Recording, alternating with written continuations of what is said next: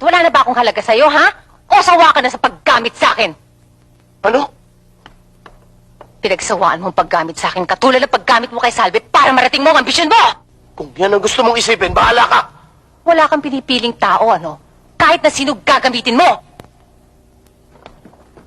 Nagkamitan tayo, hindi ba?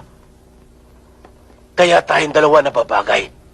Hindi kami ni Salve. Ikaw ang nagturo sa akin yan, di ba? Ang pagkakamali ko lang, nagpagamit ako sa'yo.